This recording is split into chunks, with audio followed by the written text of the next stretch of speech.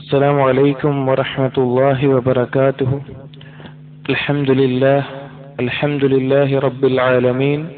الصلاة والسلام على رسول الأمين وعلى آله وأصحابه أجمعين. أما بعد، يا أيها الذين آمنوا اتقوا الله حق تقاته ولا تموتن إلا وأنتم مسلمون. رب اشرح لي صدري ويسر لي أمري واحلل عقدة من لساني يفقهوا قولي. ആമീൻ യാ റബ്ബൽ ആലമീൻ. സത്യവിശ്വാസികളെ, നാം നോക്കിക്കൊണ്ട് ഇരുന്ന വിഷയം മിൻ അഖ്താഇ സൗജാത്ത് Sheikh Muhammad bin Ibrahim Al Hamad ഹഫിളഹുല്ലാഹ് യുടെ ഒരു റിസാലയായ രണ്ട് റിസാലകൾ മിൻ അഖ്താഇൽ അസ്വാജ് അഥവാ ഭർത്താക്കന്മാരുടെ അബദ്ധങ്ങൾ അത് നമ്മൾ തീർത്തിരുന്നു. ഇപ്പോൾ നമ്മൾ നോക്കിക്കൊണ്ടിരുന്നത് മിൻ അഖ്താഇ സൗജാത്ത് ഭാര്യമാരുടെ അബദ്ധങ്ങൾ എന്നുള്ളതായിരുന്നു. ഇൻഷാ അല്ലാഹ് ഇന്നത്തെ ഈ ദർസോടുകൂടി ഈ റിസാല അവസാനിക്കും എന്ന് പ്രതീക്ഷിക്കുന്നു. അത്രയുള്ള 5 കാര്യങ്ങളെ പറയാനുള്ളൂ. ഇനി അതിനു മുമ്പ് കഴിഞ്ഞ ദർസിൽ നാം പറഞ്ഞ ഒരു വിഷയത്തെ കുറിച്ചുള്ള തെറ്റിദ്ധാരണ അത് തിരുത്താൻ ഉദ്ദേശിക്കുകയാണ്. കഴിഞ്ഞ ദർസിൽ ഭർത്താവ് മറ്റൊരു വിവാഹം കഴിച്ചാൽ ഭാര്യമാരെടുക്കുന്ന തെറ്റായ നിലപാടുകൾ എന്നിവ നാം പറഞ്ഞിരുന്നു.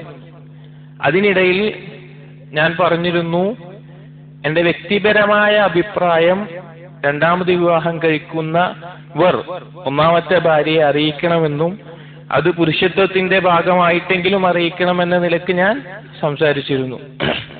ആ വിഷയത്തിൽ 3 കാര്യങ്ങൾ എനിക്ക് തിരുത്തേണ്ടതുണ്ട്.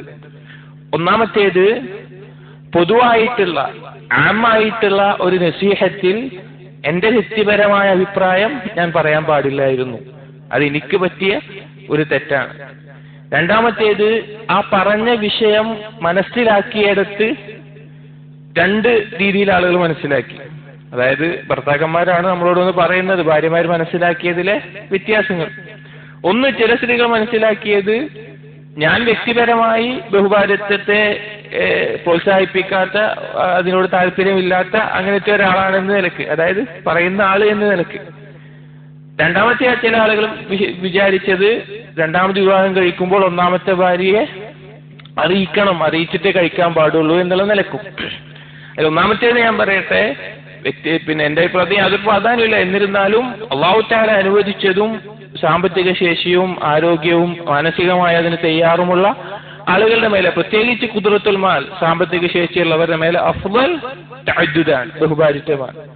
അത് ഉലമാക്കൾ പറഞ്ഞിട്ടുള്ളൊരു കാര്യമാണ്.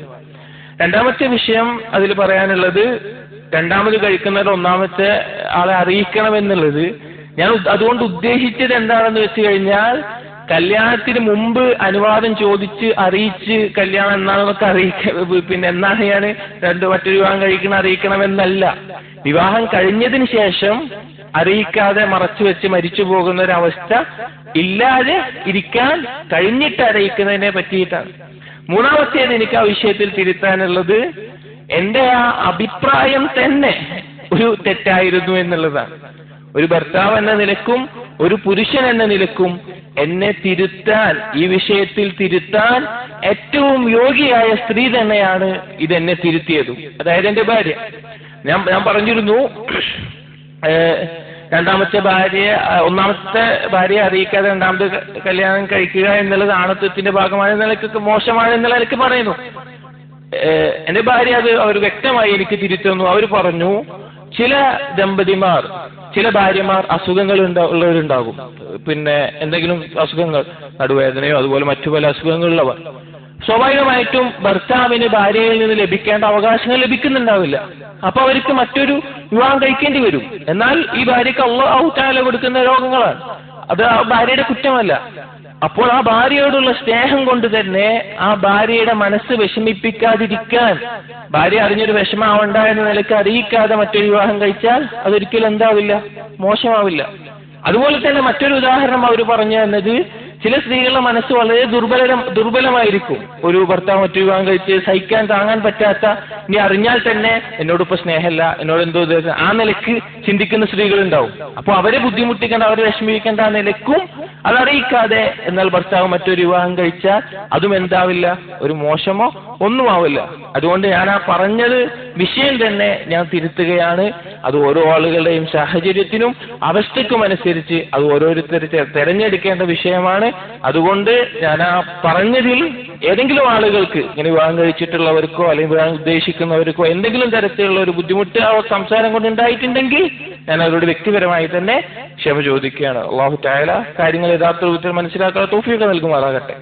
ഇനി നമ്മൾ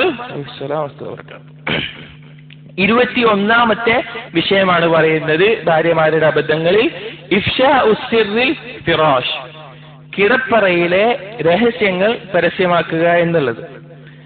ചില സ്ത്രീകൾ, നമ്മൾ പുരുഷന്മാരുടെ വിഷയത്തിൽ പറഞ്ഞിരുന്നു ഇതേ വിഷയം, കിടപ്പറയിലെ രഹസ്യങ്ങൾ പരസ്യമാക്കുന്ന ഭർത്താക്കന്മാരെ കുറിച്ച് നാം സൂചിപ്പിച്ചിരുന്നു. എന്നാൽ ചില സ്ത്രീകൾ ഇതേ സ്വഭാവമുള്ളവരുണ്ടാവും. തങ്ങളുടെ ഭർത്താവുമായിട്ട് കിടപ്പറ പങ്കിടുകയും ആ ഭർത്താവുമായി കിടപ്പറ പങ്കിട്ട ആ രഹസ്യങ്ങളും ആ കാര്യങ്ങളും തന്റെ കൂട്ടുകാരികളോട് അല്ലെങ്കിൽ തന്റെ അടുത്ത കുടുംബക്കാരോട് അങ്ങനെയുള്ളവരോടൊക്കെ പങ്കുവെക്കുന്ന അവസ്ഥ. ഇതിൽ ഭർത്താവിന്റെ അവരിൽ മാത്രം അറിയുന്ന ന്യൂനതകളും അങ്ങനെ മറ്റു പല കുറവുകളും എല്ലാം അത് പങ്കുവെക്കുന്ന ഒരവസ്ഥ ചില സ്ത്രീകളിൽ കാണാൻ സാധിക്കും. വലിയ അപകടമാണത്. ദീനുമുള്ള, നല്ലൊരു സ്വഭാവമുള്ള, നല്ലൊരു പെരുമാറ്റമുള്ള ഒരു സ്ത്രീക്കും യോജിച്ച ഒരു വിഷയമല്ല ഈ ഒരു വിഷയം. ഇങ്ങനെ കിടപ്പറ രഹസ്യങ്ങൾ പരസ്യമാക്കുക എന്നുള്ളത്. റസൂലുള്ളാഹി സ്വല്ലല്ലാഹു അലൈഹി വസല്ലം ഈ വിഷയത്തിൽ പറഞ്ഞ ഒരു ഹദീസ് തന്നെ. ഒരിക്കൽ അസ്മാ ബിൻത് യസീദ് റളിയല്ലാഹു അൻഹ ഉദ്ധരിക്കുന്നുണ്ട്, പുരുഷന്മാരും അപ്പുറത്ത് സ്ത്രീകളുമെല്ലാം ഇരിക്കുന്ന റസൂലുള്ളാഹി സ്വല്ലല്ലാഹു അലൈഹി വസല്ലമയുടെ ഒരു സദസ്സിൽ റസൂലുള്ളാഹി സ്വല്ലല്ലാഹു അലൈഹി വസല്ലം പറഞ്ഞു, ലഅല്ല റജുലൻ യഖൂലു മാ യഫ്അലുഹു ബിഅഹ്ലിഹി വലഅല്ല ഇംറഅതൻ തുഖ്ബറു ബിമാ ഫഅലത് മഅ സൗജിഹാ. എനിക്ക് തോന്നുന്നുണ്ട് ചില ഭർത്താക്കന്മാർ ഭാര്യയുമായിട്ട് കിടപ്പറ പങ്കിട്ടത് മറ്റുള്ളവരോട് പറയുന്നുണ്ട്, ചില സ്ത്രീകൾ ഭർത്താവുമായി പങ്കിട്ടത് മറ്റുള്ളവരോട് പറയുന്നുണ്ട്, എനിക്ക് തോന്നുന്നുണ്ട് എന്ന് പറഞ്ഞു. അപ്പൊ റസൂലുള്ളാഹി സ്വല്ലല്ലാഹു അലൈഹി വസല്ലം പറഞ്ഞപ്പോ ഫഅറമ്മൽ ഖൗം, ആളുകളൊന്നും മിണ്ടുന്നില്ല, ചുറ്റുള്ളവരൊന്നും മിണ്ടുന്നില്ല. അപ്പോ അസ്മാ ബിൻത് യസീദ് പറഞ്ഞു, ഐ വല്ലാഹി യാ റസൂലല്ലാഹ് ഇന്നഹുന്ന ലയഖുൽന വഇന്നഹും ലയഫ്അലൂൻ. ഉണ്ട് റസൂലുള്ളാഹി, ഈ സ്ത്രീകൾ അങ്ങനെ പറയുന്നുണ്ട്, ഈ പുരുഷന്മാർ അങ്ങനെ പ്രവർത്തിക്കുന്നുണ്ട്.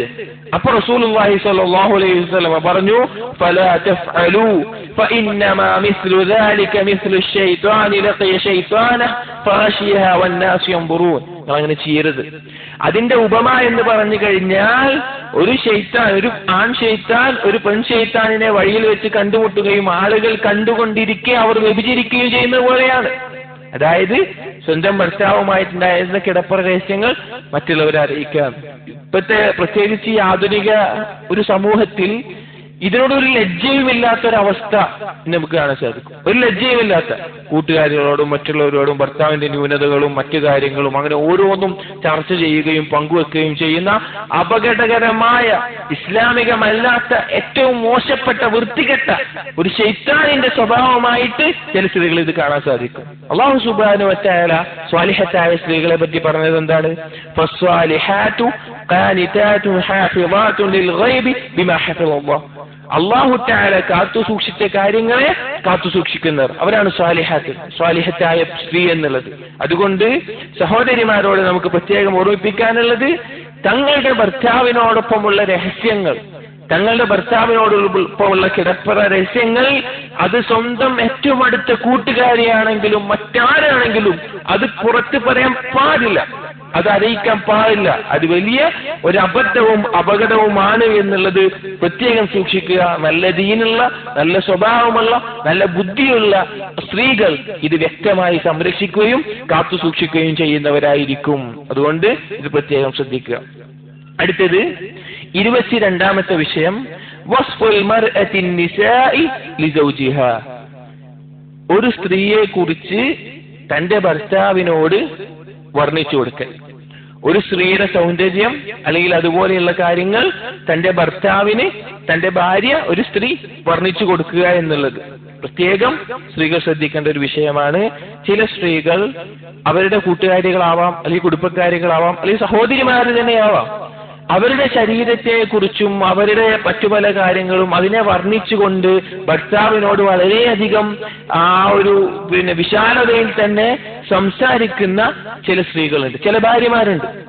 ഇത് വളരെയധികം സ്ത്രീകൾ വിചാരിക്കുക എന്താണെന്ന് വെച്ച് കഴിഞ്ഞാൽ ഇതിന്റെ ഭർത്താവല്ലേ, അത് കുഴപ്പമൊന്നുമില്ല, അത് പറഞ്ഞുകൊണ്ട് യാതൊരു പ്രശ്നവുമില്ല എന്നുള്ളതാണ്.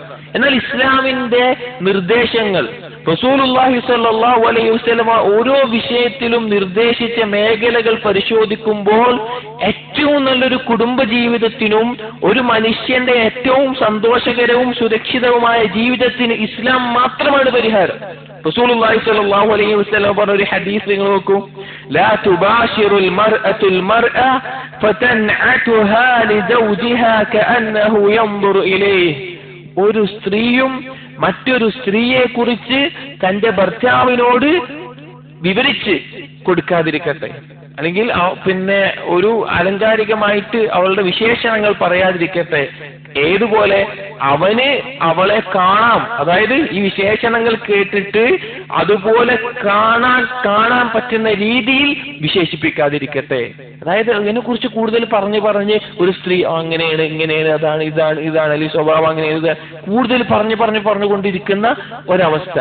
ഇമാം മാലിക് റഹിമഹുല്ലാ ഫിഖ്ഹിന്റെ പണ്ഡിതന്മാർക്കിടയിലുള്ള ഒരു ഖായിദയാണ് സദ്ദു ദരിയ എന്ന് പറഞ്ഞത്. അതായത് ഒരു തെറ്റിലേക്ക് പോകുമെന്ന് തോന്നിയാൽ ആ തെറ്റിലേക്ക് പോകുന്ന മറ്റെല്ലാ കാര്യങ്ങളെയും ഒഴിവാക്കുക എന്നുള്ളത് സദ്ദു ദരിയ എന്ന് പറയും. ഇമാം മാലിക് റഹിമഹുല്ലാ സദ്ദു ദരിയക്ക് അസ്ലായിക്കൊണ്ട് എടുത്ത തെളിവ് ഈ ഹദീസാണ്. അതായത് ആ ഒരു അവസ്ഥ വന്നു കഴിഞ്ഞാൽ അത് എങ്ങോട്ടേക്ക് എത്തും? സ്വാഭാവികമായിട്ടും അത് കുടുംബത്തിലുള്ള ആളാണെങ്കിൽ, അല്ലെങ്കിൽ സ്വന്തം സഹോദരിയാണെങ്കിൽ, അല്ലെങ്കിൽ മറ്റാരെങ്കിലും ആണെങ്കിൽ, ഈ ഭർത്താവിന് ഏതെങ്കിലും സാഹചര്യത്തിൽ ആ സ്ത്രീയോടുള്ള ആഗ്രഹം വർദ്ധിക്കുന്ന ചിന്ത അതിലേക്ക് വഴി മാറുന്ന ഒരു അവസ്ഥ ഉണ്ടാവും. ഇബ്നു ജൗസി റഹ്മഹുല്ലാഹ് പറയുന്നുണ്ട്, വഅലം അന്നഹു ഇന്നമാ നഹ്യുൻ അൻ ഹാദിഹി ലിഅന്ന الرجل إذا سمع وصف المرأة تحركت همته واشتغل قلبه. ഇത് നിരോധിക്കാനുള്ള കാരണം ഒരു പുരുഷൻ ഒരു സ്ത്രീയെ കുറിച്ചിട്ടുള്ള ഇങ്ങനെയുള്ള വിശേഷണങ്ങൾ കേട്ട് കഴിഞ്ഞാൽ അവന്റെ ചിന്ത മാറാൻ തുടങ്ങും, അവന്റെ കൽബ് അതിൽ മുഴുകാൻ തുടങ്ങും, അത് അസ്വസ്ഥമാകുന്ന അവസ്ഥ ഉണ്ടാവും. ചിലപ്പോൾ സ്ത്രീകൾക്ക് മനസ്സിലാവൂല പുരുഷന്മാരുടെ അവസ്ഥയും ചിന്തയും എന്താണ് എന്നുള്ളത്. സഹോദരിമാരെ, നിങ്ങൾക്ക് മനസ്സിലായിക്കൊള്ളണമെന്നില്ല. എന്നാൽ നിങ്ങൾ ഇത് പറയുന്നത് വഴി അവരുടെ കൽബിനുണ്ടാകുന്ന മാറ്റവും അവരുടെ കൽബിനുണ്ടാകുന്ന ചിന്തയും അതുവഴി അവരെത്തുന്ന വലിയ അപകടം ചിന്തിക്കാൻ പറ്റുന്നതിനേക്കാൾ അപ്പുറത്തേക്കായിരിക്കും. എത്രയോ കുടുംബങ്ങളിൽ നമ്മൾ കേൾക്കുന്നതാണ്, നമ്മുടെ നാടുകളിൽ എത്രയോ വാർത്തകൾ നമ്മൾ കാണുന്നതാണ്. കുടുംബത്തിൽ ഉണ്ടാകുന്ന വ്യഭിചാരങ്ങൾ, മറ്റു പലതും. നമ്മൾ അവസാനത്തെ വാർത്ത മാത്രമേ അറിയുള്ളൂ. അതിനുണ്ടായിരുന്ന ഈ വഴി അത് നമുക്ക് മനസ്സിലാക്കാൻ സാധിക്കില്ല. അതാണ് ഇസ്ലാമിന്റെ പ്രത്യേകത. ഒരു കാര്യം ഹറാമാക്കുമ്പോ അതിലേക്കുള്ള എല്ലാ മാർഗത്തെയും നിരോധിച്ചുകൊണ്ടായിരിക്കും ഇസ്ലാം ഒരു നിയമം ഉണ്ടാക്കുന്നത് എന്നുള്ളത്. ഇനി 23-ാമത്തെ വിഷയം, അത്തബറുമു മിൻ ഖവാമത്തി റജുൽ. പുരുഷന്റെ ഖവാമത്ത് അഥവാ പുരുഷന്റെ അധികാരം, പുരുഷനാണല്ലോ സ്ത്രീകളുടെ അധികാരം, ഇത് അംഗീകരിക്കുന്നതിലുള്ള ബുദ്ധിമുട്ട്, ഇതിനോടുള്ള വിയോജിപ്പ്, ഇത് വളരെ ഗൗരവത്തിൽ സഹോദരിമാർ, പ്രത്യേകിച്ച് ഉമ്മമാർ അവരുടെ വിവാഹപ്രായമായ പെൺകുട്ടികളോട്, അവരുടെ മക്കളോട് പ്രത്യേകം ഓർമ്മിപ്പിക്കേണ്ട, പഠിപ്പിച്ചു കൊടുക്കേണ്ട കാര്യമാണ്. നാം മുമ്പ് ഇതിനെക്കുറിച്ച് ചെറിയ രീതിയിൽ സൂചിപ്പിച്ചിരുന്നു. ചില സ്ത്രീകൾക്ക് ഇന്ന് കാലത്ത് പ്രത്യേകിച്ച് ഉൾക്കൊള്ളാനും അംഗീകരിക്കാനും കഴിയാത്ത വിഷയമാണ് തന്നേക്കാൾ അധികാരവും കാര്യങ്ങളുടെ നിയന്ത്രണവും എല്ലാം ഉള്ളത് പുരുഷനാണ് എന്ന് ഉൾക്കൊള്ളാനുള്ള ബുദ്ധിമുട്ട്. ഇതിന്റെ അപകടം പ്രത്യേകിച്ച് പിതാക്കന്മാരോട് കൂടി നമുക്ക് പറയാനുള്ളത്, നമ്മൾ നമ്മുടെ മക്കളെ വളർത്തുമ്പോൾ തന്നെ ആ വിഷയം പഠിപ്പിച്ചു വളർത്തണം. കാരണം ഇത് പൊതുവായിട്ട് മനസ്സിലാക്കപ്പെടുന്ന ഒരു കാര്യമാണ്. വഹീന്റെ അടിസ്ഥാനത്തിൽ, അള്ളാഹുവിന്റെ ശറഇലാവട്ടെ, അല്ലെങ്കിൽ മനുഷ്യന്റെ ഫിത്രത്തിലാവട്ടെ, അല്ലെങ്കിൽ മനുഷ്യന്റെ അനുഭവത്തിൽ നിന്നുമാവട്ടെ, ഉറപ്പുള്ള കാര്യമാണ് പുരുഷന് സ്ത്രീയേക്കാൾ കഴിവുണ്ട് എന്നുള്ളതും, അതുപോലെ ഖവാമത്ത് പുരുഷനാണ് ഏൽപ്പിച്ചു കൊടുക്കേണ്ടത് എന്നുള്ളതും. അതിലൊരു സംശയവുമില്ല.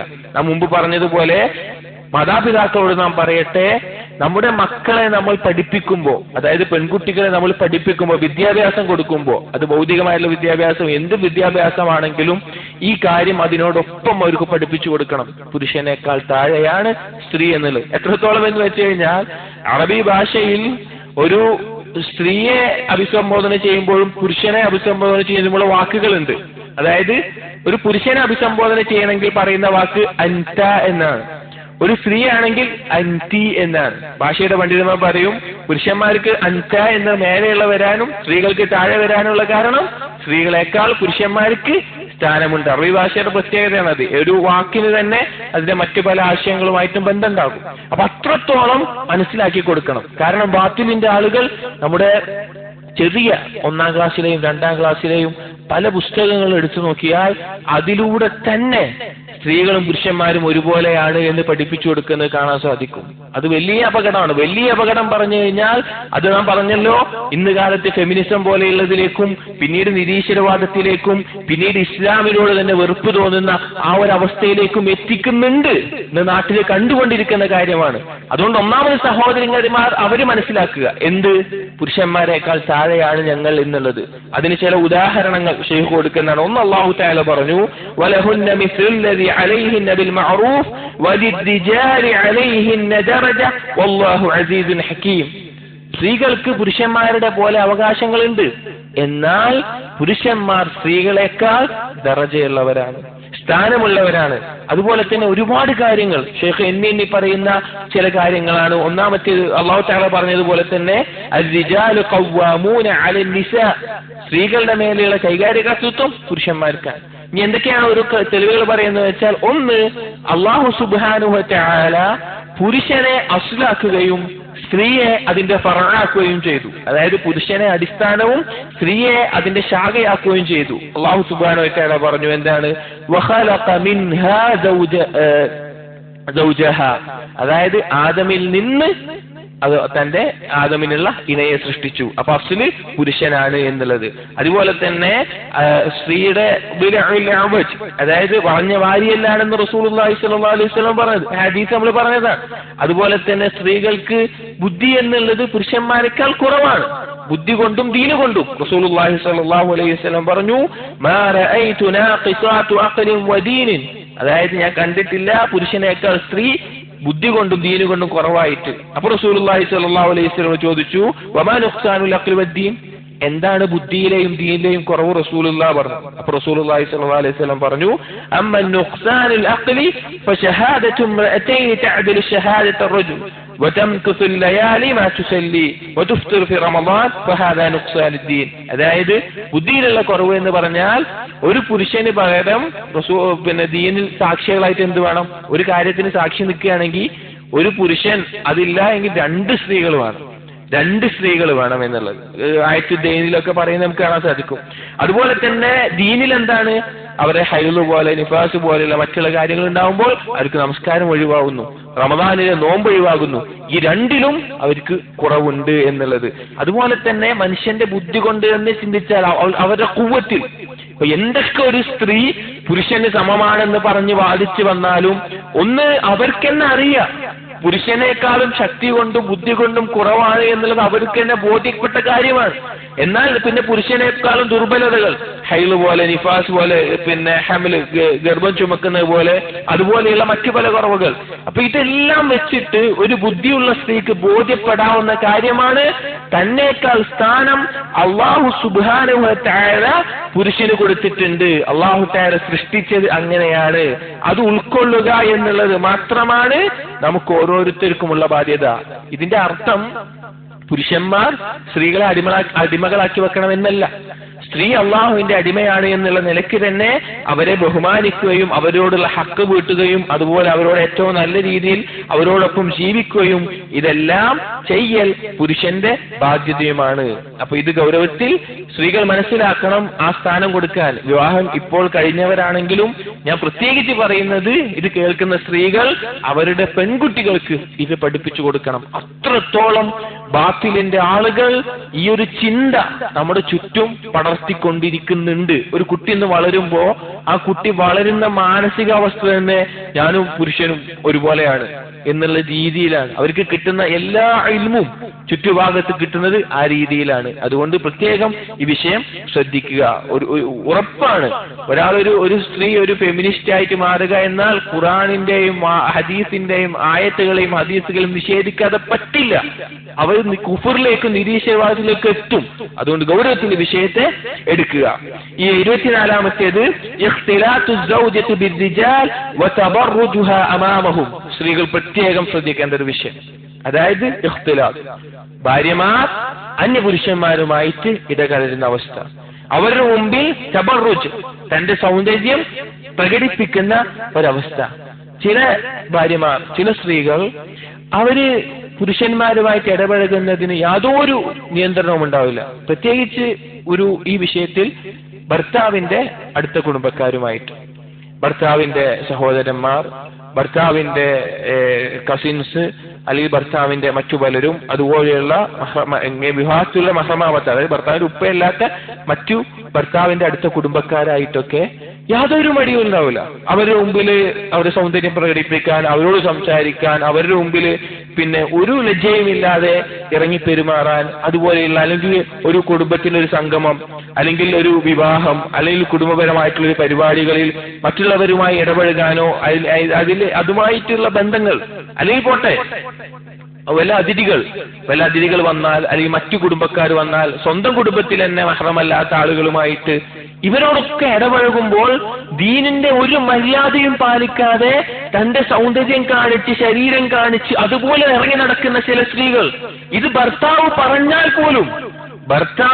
പറഞ്ഞ് നിർബന്ധിച്ചാൽ പോലും അന്യപുരുഷന്മാരുടെ മുമ്പിൽ തന്റെ സൗന്ദര്യം കാണിക്കുക എന്നുള്ളത് സ്ത്രീകൾക്ക് ഹറാമാണ്. നാം പറഞ്ഞിരുന്നു അള്ളാഹുവിനെ ധിക്കരിക്കുന്ന വിഷയത്തിൽ ഭർത്താവിനെ അനുസരിക്കേണ്ടതില്ല എന്നുള്ളത്. അതെങ്ങനെയാണ് കൈകാര്യം ചെയ്യേണ്ടത് എന്നും കഴിഞ്ഞ ദർസിൽ പറഞ്ഞിരുന്നു. സഹോദരങ്ങളെ, ഈ ഒരു ശീലം, ഈ ഒരു സംസ്കാരം ഒരിക്കലും ഇസ്ലാമിൻ്റെതല്ല. നമ്മുടെ നാടുകളിൽ മുസ്ലിമീങ്ങളായിട്ട് അറിയപ്പെടുന്നവർ ഇത് പിന്തുടരുന്നു. അവര് അമ്മായിയുടെ മക്കളുമായിട്ട് ഒരുമിച്ച് ബൈക്കിൽ പോകുന്നു. പിന്നെ ഇവിടുന്ന് ഒരു സ്ത്രീ ഭർത്താവിന്റെ സഹോദരന്മാരുമായിട്ട് ഇടപഴകുന്നു. അതൊന്നും ഇസ്ലാമുമായി ബന്ധമില്ല.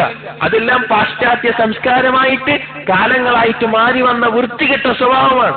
ഒരിക്കലും ഒരു മുസ്ലിമിന് യോജിച്ച കാര്യമല്ല ഇതുപോലെയുള്ളത്. നിങ്ങൾ ആലോചിച്ച് നോക്കി, ഒരു സ്ത്രീ ഒരു നല്ലൊരു വസ്ത്രം ധരിച്ചിട്ട് ഇങ്ങനെയുള്ള വിവാഹമാവട്ടെ അല്ലെങ്കിൽ മറ്റു എല്ലാ കുടുംബക്കാരൊക്കെ കൂടുന്ന ആ സദസ്സുകളിൽ ഇങ്ങനെ ഇറങ്ങി നടന്നാൽ ഒരു പുരുഷന്റെ അവസ്ഥ എന്തായിരിക്കും? പുരുഷൻ ആ സ്ത്രീയെ നോക്കും, ആ സ്ത്രീയുടെ സൗന്ദര്യം ആസ്വദിക്കാൻ നോക്കും. കാണുമ്പോ പുരുഷൻ അങ്ങനെയാണ്. അപ്പൊ സഹോദരിമാരെ, ഭർത്താവിന്റെ സഹോദരൻ എന്ന് പറഞ്ഞാൽ നിങ്ങൾക്ക് അന്യപുരുഷനാണ്. നിങ്ങളുടെ ഭർത്താവ് മരിച്ചാൽ നിങ്ങളെ വിവാഹം കഴിക്കാൻ യോഗ്യതയുള്ള ആളാണ്. എത്രയോ കുടുംബങ്ങളിൽ ഇതിനെക്കുറിച്ചൊരു ശ്രദ്ധയുമില്ലാതെ, ഗൗരവവുമില്ലാതെ, എത്രയോ അവിഹിത ബന്ധങ്ങളായിട്ട് വളരെ പുറത്ത് പറയാൻ പോലും മടിക്കുന്ന എത്രയോ വിഷയങ്ങൾ നടക്കുന്നുണ്ട്. റസൂലുള്ളാഹി സ്വല്ലല്ലാഹു അലൈഹി വസല്ലം ഈ വിഷയത്തിൽ പറഞ്ഞൊരു ഹദീസ്, സുബ്ഹാനല്ലാഹ്, നമ്മൾ ഈ ഓരോ വിഷയത്തിലും റസൂലുള്ളാഹിന്റെ നിർദ്ദേശങ്ങളും ഇസ്ലാമിന്റെ നിർദ്ദേശങ്ങളും പഠിക്കുമ്പോൾ നമുക്ക് ഉറപ്പാവും, നമ്മുടെ കൽബ് യഖീൻ വരും. നമ്മുടെ അള്ളാഹുവിലുള്ള വിശ്വാസവും നമ്മുടെ ദീനിലുള്ള വിശ്വാസവും അത്രത്തോളം കൃത്യമായിട്ട് ഒരു മനുഷ്യന്റെ ജീവിതത്തിന് ഒരു മാറ്റും, ഒരു കുറവും ഒരു കുഴപ്പവും വരാത്ത രീതിയിലാണ് ദീനിന്റെ നിയമങ്ങൾ. റസൂലുള്ളാഹി സ്വല്ലല്ലാഹു അലൈഹി വസല്ലം ഒരിക്കൽ പറഞ്ഞു, ഇയ്യാകും വദ്ദുഖൂലു അലൻ നിസാ, നിങ്ങൾ സൂക്ഷിച്ചോളി, സ്ത്രീകളിലേക്ക് നിങ്ങൾ പ്രവേശിക്കുന്നത് നിങ്ങൾ സൂക്ഷിച്ചോളി, നിങ്ങൾ സൂക്ഷിക്കണം. ഒരു പെണ്ണിന്റെ അടുത്തേക്ക് പോകുന്നത് നിങ്ങൾ സൂക്ഷിച്ചോളണം. അപ്പൊ റസൂലുള്ളാഹി സ്വല്ലല്ലാഹു അലൈഹി വസല്ലമയുടെ അൻസാരികളിൽപ്പെട്ട ഒരു പുരുഷൻ ചോദിച്ചു, യാ റസൂലല്ലാഹ് അറഅയ്തൽ ഹംവ്, അല്ലാഹുവിന്റെ റസൂലേ, ഹംവ് എന്ന് പറഞ്ഞാൽ ഭർത്താവിന്റെ അടുത്ത കുടുംബക്കാർ. ഹമ് എന്ന് പറഞ്ഞു കഴിഞ്ഞാൽ അതിന്റെ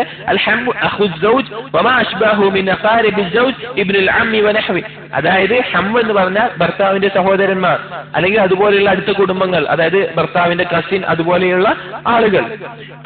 അവരുമായിട്ട് എങ്ങനെയായിരിക്കണം ഒരു സ്ത്രീ? ഭർത്താവിന്റെ ഈ അടുത്ത കുടുംബക്കാരുമായിട്ട്, സഹോദരങ്ങളുമായിട്ട് എങ്ങനെയായിരിക്കണം? അപ്പൊ റസൂലുള്ളാഹി സ്വല്ലല്ലാഹു അലൈഹി വസല്ലം പറഞ്ഞ വാക്കെന്താ അറിയോ? അൽ ഹമ്മു അൽ മൗത്ത്. ഹം എന്ന അവസ്ഥ അത് മരണമാണ്. അത്രത്തോളം അപകടമാണത്.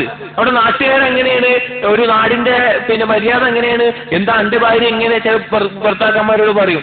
സഹോദരിമാരെ, അത് റസൂലുള്ളാഹി സ്വല്ലല്ലാഹു അലൈഹി വസല്ലം പറഞ്ഞത് മരണമാണെങ്കിൽ അത് നാട്ടുകാരെന്ത് പറഞ്ഞു, അല്ലെങ്കിൽ നാടിന്റെ സംസ്കാരം, അതല്ല ഇവിടെ വിഷയം.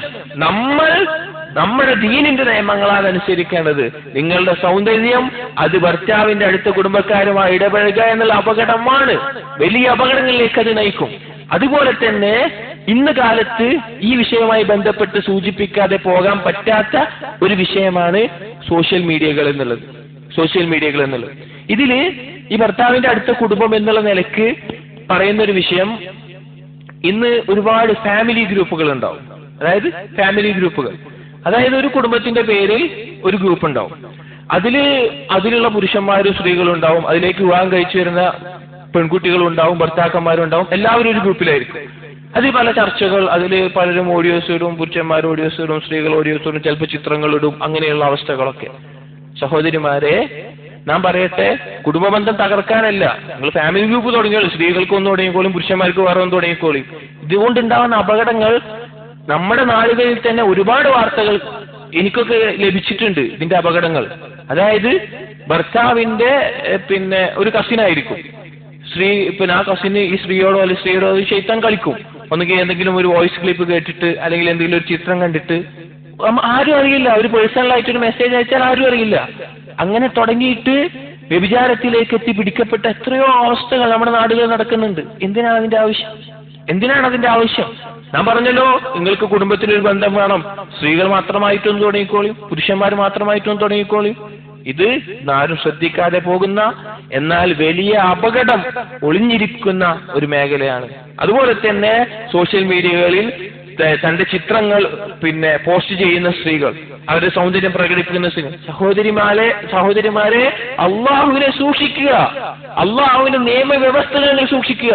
പോട്ടെ, ചില സ്ത്രീകള് പുറത്തിറങ്ങുമ്പോൾ നിക്കാബൊക്കെ ഇട്ട് ധരിക്കുന്ന ആ സ്ത്രീകൾ നിക്കാബ് ഇട്ടിട്ടുള്ള ഫോട്ടോസ് ഇട്ടിട്ട് നിക്കാബ് ഇട്ടിട്ട് കൺമശ എഴുതിയിട്ട് കണ്ണ് കാണിച്ചിട്ട് ഒരു പറ്റുന്നില്ല, മറ്റുള്ളവരൊക്കെ ചെയ്യുന്നത് കണ്ടിട്ട് താൻ പ്രകടിപ്പിക്കാൻ പറ്റുന്നില്ല എന്നതിലേക്ക് എന്തൊക്കെ ചെയ്യണമെന്നറിയാതെ ഇങ്ങനെ ഔറത്തൊക്കെ മറക്കുന്ന സ്ത്രീകളൊക്കെ, ഹിജാബൊക്കെ ധരിക്കുന്ന സ്ത്രീകൾ തന്നെ ചിലപ്പോ കൈ മാത്രം എടുത്ത് ഫോട്ടോ എടുക്കുന്ന അവസ്ഥ, മൈലാഞ്ചിയിട്ട കൈ ഫോട്ടോ എടുക്കുന്ന അവസ്ഥ, ഇതൊക്കെ നമ്മൾ കാണുന്നതാണ്.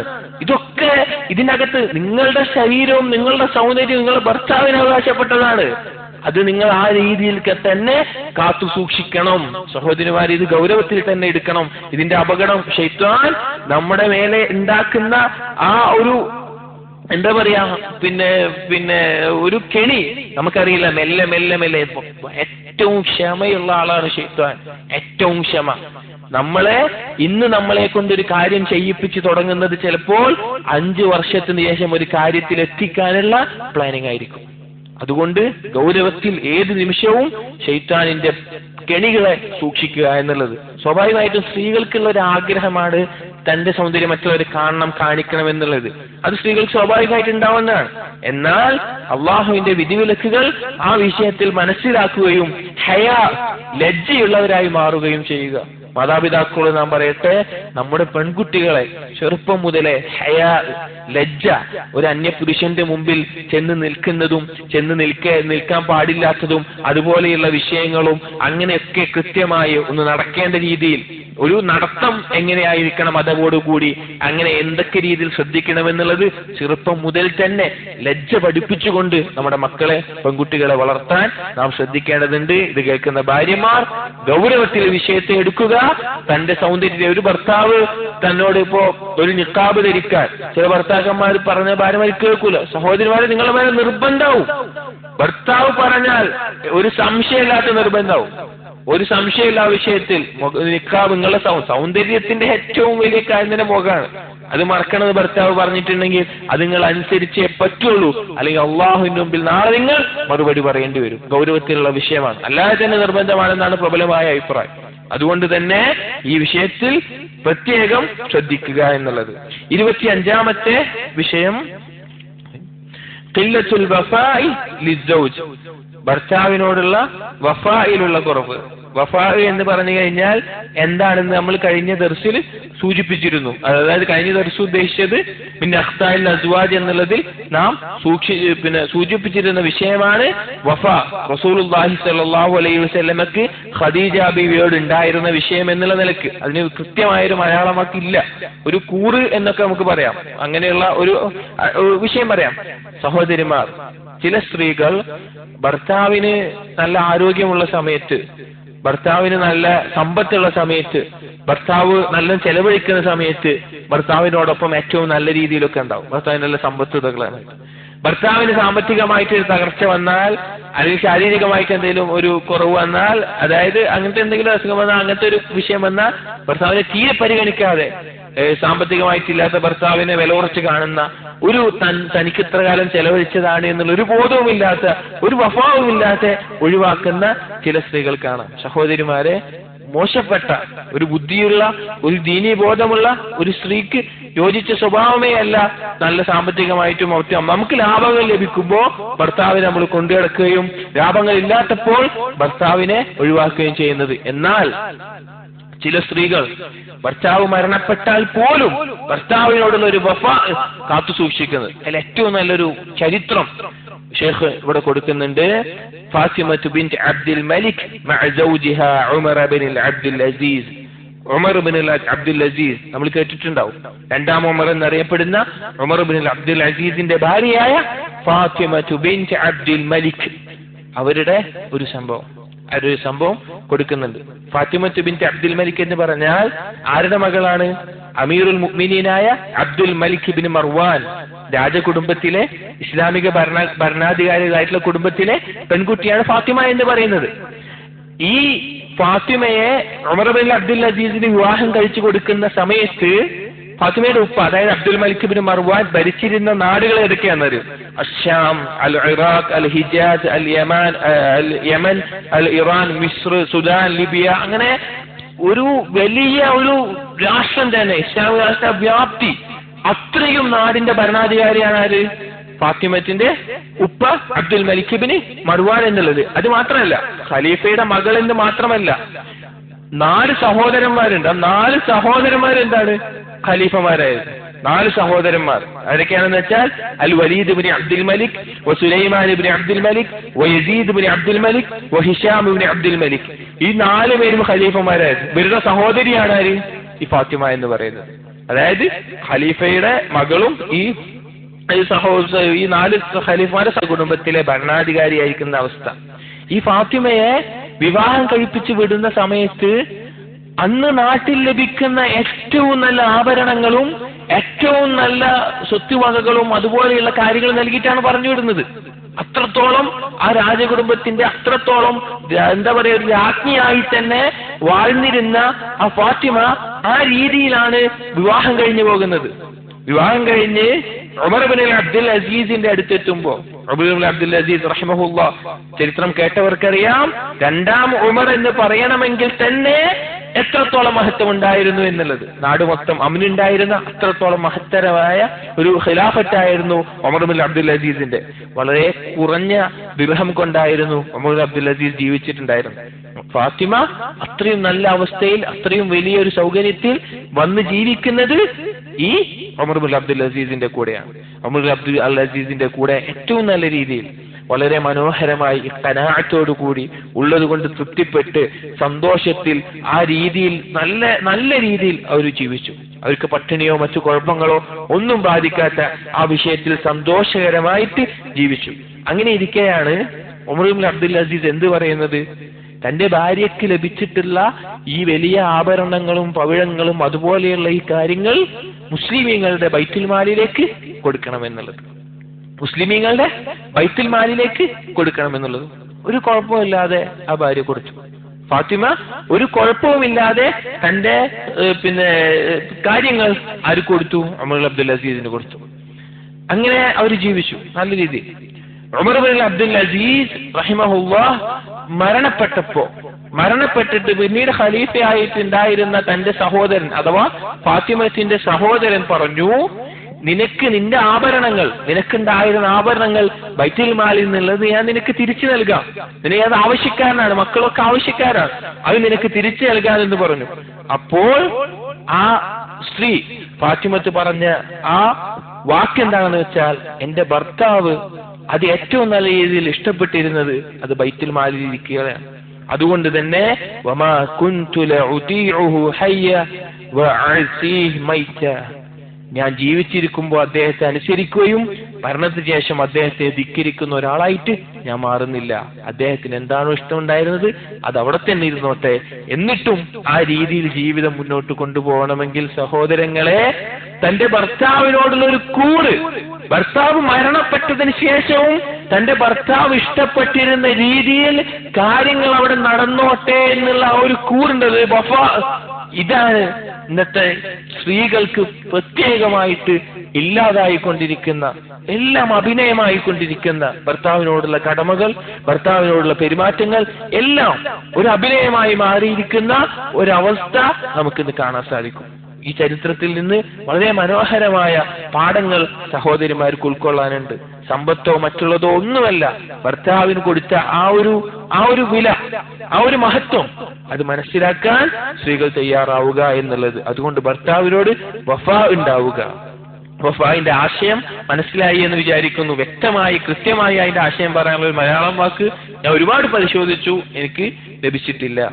26-ാമത്തെ വിഷയം, അവസാനത്തെ വിഷയം, ഖില്ലത്തു തഖ്വല്ലാഹ് ബഅദ ഫിറാഖി സൗജ്.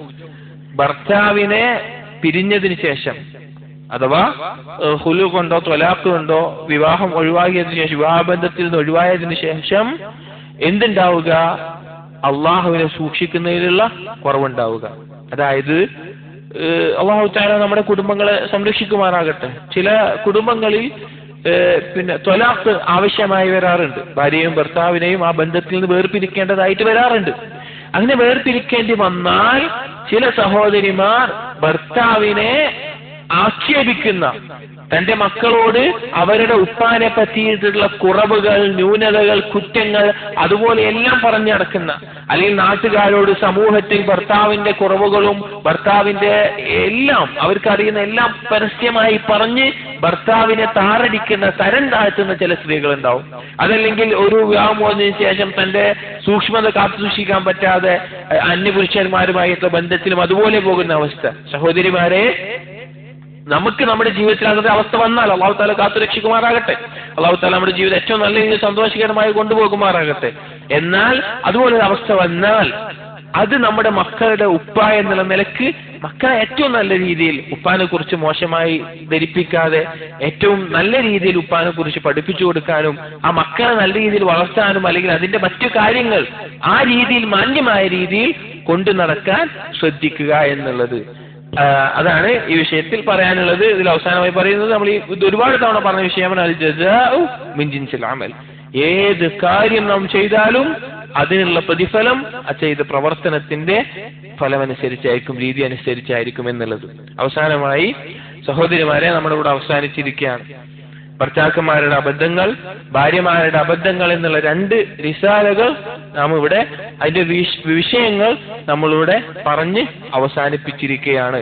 ഒരുപാട് നമ്മുടെ സമൂഹത്തിൽ നിന്ന്, നമ്മുടെ നാടുകളിൽ നിന്ന് ഒരുപാട് ഇതുപോലെയുള്ള പ്രശ്നങ്ങളും ബുദ്ധിമുട്ടുകളും എല്ലാം പലരും അറിയിച്ചതിന്റെ അടിസ്ഥാനത്തിൽ ഇതുമായി ബന്ധപ്പെട്ട എന്തെങ്കിലും ഒരു വിഷയം എടുക്കണം, അല്ലെങ്കിൽ ആളുകൾക്ക് പറഞ്ഞു കൊടുക്കണം, ആളുകൾക്ക് മനസ്സിലാക്കി കൊടുക്കണം എന്നുള്ള ഒരു ആഗ്രഹത്തിന്റെ മേലെയും പരിശോധനയുടെ മേലെയും ലഭിച്ച ഒരു റിസാലയാണ് ഈ 2 എന്നുള്ളത്. ഞാൻ മനസ്സിലാക്കുന്നു, നല്ല ഇഖ്ലാസോടുകൂടി തന്റെ തെറ്റുകൾ തിരുത്തണമെന്ന ആഗ്രഹത്തോടു കൂടി ഒരാൾ ഇത് കേട്ടിട്ടുണ്ടെങ്കിൽ അവരുടെ ജീവിതത്തിൽ പുരുഷനാവട്ടെ സ്ത്രീ ആവട്ടെ ഒരുപാട് ഉപകരിക്കുന്ന വിഷയങ്ങളാണ് ഇതിൽ വന്നിട്ടുള്ളത് എന്നുള്ളത്. ഇനി ഈ ഭാര്യ ഭർത്താക്കന്മാരുടെ അവസാനമായി നമുക്ക് കുറച്ച് കാര്യങ്ങൾ പറയാനുള്ളത്. ഒന്നാമത്തെ വിഷയം, ഈ വിഷയങ്ങൾ ഇത് മുഴുവൻ കേട്ട ആളുകൾ ഇത് നമ്മുടെ ജീവിതത്തിൽ എന്തെങ്കിലും വന്നിട്ടുണ്ടെങ്കിൽ കഠിനമായ പരിശ്രമത്തിലൂടെ, കഠിനമായി സ്വയം പരിശ്രമിച്ചുകൊണ്ട് ആ ന്യൂനത മാറ്റിയെടുത്ത് ഏറ്റവും നല്ല രീതിയിൽ മാറാൻ ശ്രമിച്ചാൽ അല്ലാഹു തആല തീർച്ചയായിട്ടും നമുക്ക് തൗഫീഖ് നൽകും. അതിലൊരു സംശയവും ഇല്ല തന്നെ.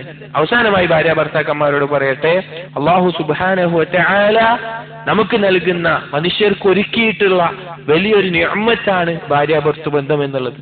നാം തുടക്കത്തിൽ പറഞ്ഞതുപോലെ സ്വർഗത്തിൽ അല്ലെങ്കിൽ മനുഷ്യ സൃഷ്ടിപ്പിൽ ആദ്യത്തെ ബന്ധമുണ്ടാക്കി എന്നുള്ളത് അത് ഒരു വിവാഹ ബന്ധമാണ്. അതുകൊണ്ട് ഓരോ പുരുഷന്റെയും ഓരോ സ്ത്രീയുടെയും ജീവിതത്തിൽ ഏറ്റവും ആസ്വാദികരമായിട്ട്, ഏറ്റവും സന്തോഷകരമായിട്ട് കൊണ്ടുപോകാനും നാളെ സ്വർഗത്തിലേക്കുള്ള പ്രവേശനത്തിന് ഒരുപാട് പ്രതിഫലം നേടിയെടുക്കാനുള്ള അഅ്മാലുകൾ ചെയ്യാനുമുള്ള ഒരു അവസരമാണ് ഓരോ വിവാഹവും എന്നുള്ളത്.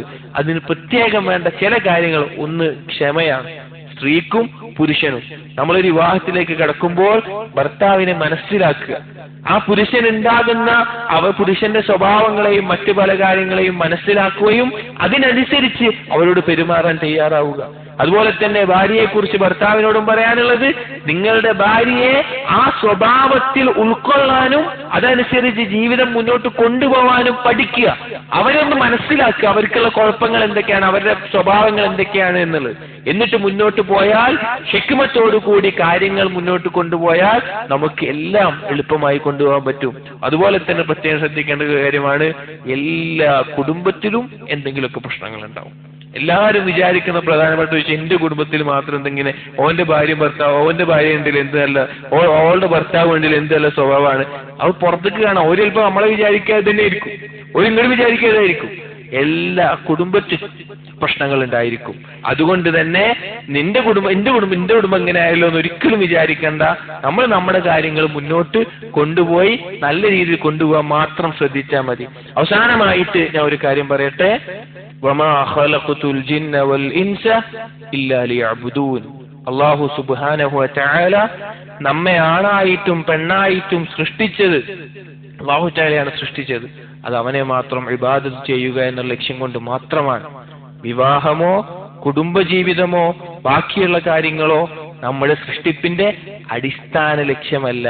അതായത് അള്ളാഹുവിൽ നിന്ന് തെറ്റിക്കുന്ന അവസ്ഥയിൽ നമ്മുടെ ഭാര്യയോ ഭർത്താവോ മക്കളോ കുടുംബമോ വരാൻ പാടില്ല എന്നുള്ളത്.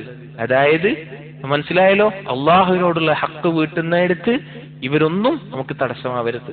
അങ്ങനെ ഒരു അവസ്ഥ നമുക്ക് വന്നാൽ, വിശുദ്ധ ഖുർആനിൽ തന്നെ പറഞ്ഞതുപോലെ, ഭാര്യമാരിൽ നിങ്ങൾക്ക് ശത്രുക്കളുണ്ട്, നിങ്ങൾ ദീനിൽ നിന്ന് തെറ്റിക്കുന്ന അവസ്ഥ ഉണ്ടാവും. ഭർത്താക്കന്മാരിലും നിങ്ങൾ ദീനിൽ തെറ്റിക്കുന്ന അവസ്ഥ ഉണ്ടാവും. നമുക്ക് ഏറ്റവും വലിയ ഹക്കും കടമയും നമ്മുടെ റബ്ബിനോടായിരിക്കണം, അള്ളാഹുവിനോടായിരിക്കണം. ആ അള്ളാഹു തആല പറഞ്ഞതിന്റെ അടിസ്ഥാനത്തിലുള്ള കടമകളും ബാധ്യതകളും നമ്മൾ ഇവിടെ സൃഷ്ടികളോട് നിർവഹിക്കുകയും വേണം. അതിന്റെ ഭാഗം മാത്രമായിട്ട് ഒരാൾക്ക് കുടുംബജീവിതത്തെ കാണാൻ സാധിച്ചാൽ അവന് ഏറ്റവും നല്ല ജീവിതം ഇവിടെ അവന് ജീവിക്കാൻ സാധിക്കും. ഏറ്റവും നല്ല രീതിയിൽ കുടുംബജീവിതത്തെ മുന്നോട്ട് കൊണ്ടുപോകാൻ പറ്റും. അതല്ല, എന്റെ വിവാഹമാണ്, എന്റെ കുടുംബമാണ് എന്റെ ജീവിതത്തിന്റെ ലക്ഷ്യം എന്നുള്ള നിലക്കൊരുത്തൻ ചിന്തിച്ചാൽ അവൻ അള്ളാഹുവിൽ നിന്ന് തെറ്റാണ്. അള്ളാഹു അവനെ എന്തിനാണ് സൃഷ്ടിച്ചത് അതിന്ന് തെറ്റിക്കുകയാണ്. അതവന്റെ ഒരിക്കലും അവനത് പൂർണ്ണമായി നല്ല രീതിയിൽ കൊണ്ടുപോകാൻ സാധിക്കില്ല. അതുകൊണ്ട് ഞാൻ വീണ്ടും ഓർപ്പിക്കുന്നു, നമ്മൾ ഇന്ന് മരണപ്പെട്ട നാളെ ഖബറിൽ ഭാര്യ ഉണ്ടാവൂല, ഭർത്താവ് ഉണ്ടാവൂല, മക്കളുണ്ടാവൂല, ആരും ഉണ്ടാവൂല. നമ്മുടെ മനസ്സിലെ മൻകാനത്തു ദുനിയ ഹമ്മഹു ഫറഖല്ലാഹു അലൈഹി അംറ, ഒരുത്തന്റെ പ്രധാന ചിന്ത ദുനിയാവാണെങ്കിൽ അല്ലാഹു തആല അവന്റെ കാര്യങ്ങൾ ഭിന്നിച്ചുകൊണ്ടേയിരിക്കും. വൻകാനത്ത് ആഖിറത നിയ്യത, ഒരുത്തന്റെ നിയ്യത്ത് പരലോകമാണെങ്കിൽ അവന്റെ കാര്യങ്ങൾ അല്ലാഹു തആല ഒരുമിപ്പിച്ചു കൊടുത്തുകൊണ്ടേയിരിക്കും. അതുകൊണ്ട് സഹോദരങ്ങളെ, ഖൽബിലെ നിയ്യത്ത് എപ്പോഴും അല്ലാഹു സുബ്ഹാനഹു വ തആല മാത്രമായി, ആ നിയ്യത്തിന്റെ മേലെ നമ്മുടെ മറ്റെല്ലാ ബന്ധങ്ങളെയും കൊണ്ടുപോകാൻ സാധിച്ചാൽ അതാണ് ഒരുത്തനുള്ള ഏറ്റവും വലിയ സന്തോഷവും വിജയവും എന്നുള്ളത്. അതുകൊണ്ട് ഗൗരവപൂർവത്തിൽ ഈ കാര്യം മനസ്സിലാക്കുക. അവസാനമായി ശൈഖ് കൊടുത്ത ആയത്ത് പറയുന്നു, ഇന്നുരീദു ഇല്ലൽ ഇസ്ലാഹ മസ്തതഅതു വമാ തൗഫീഖി ഇല്ലാ ബില്ലാഹ് അലൈഹി തവക്കൽതു വഇലൈഹി ഉനീബ്. നാം ഉദ്ദേശിച്ചത് നമ്മുടെ കഴിവിന്റെ എനിക്ക് കഴിയുന്നത് പോലെ നന്മ വരുത്താനാണ്. വമാ തൗഫീഖി ഇല്ലാ ബില്ലാഹ്, അല്ലാഹുവിനെ കൊണ്ടല്ലാതെ ഒരു തൗഫീഖും ഇല്ല. അലൈഹി തവക്കൽതു വഇലൈഹി ഉനീബ്, അവനിൽ വരമേൽപ്പിക്കുന്നു, അവനിലേക്കാണ് മടങ്ങുന്നത് എന്നുള്ളത്. അതുകൊണ്ട് അല്ലാഹു സുബ്ഹാനഹു വ തആല ഇത് മുഴുവൻ കേൾക്കുന്നവർക്ക് ജീവിതത്തിൽ ഉപകരിക്കുന്ന ഒരു കാര്യമായിട്ട് ഇത് മാറട്ടെ എന്ന് പ്രാർത്ഥിച്ചുകൊണ്ട് സുബ്ഹാനകല്ലാഹുമ്മ ബിഹംദിക് അഷ്ഹദു അല്ലാ ഇലാഹ ഇല്ലാ അൻത അസ്തഗ്ഫിറുക വഅതൂബു ഇലൈക്. അസ്സലാമു അലൈക്കും വറഹ്മത്തുള്ളാഹി വബറകാതുഹു.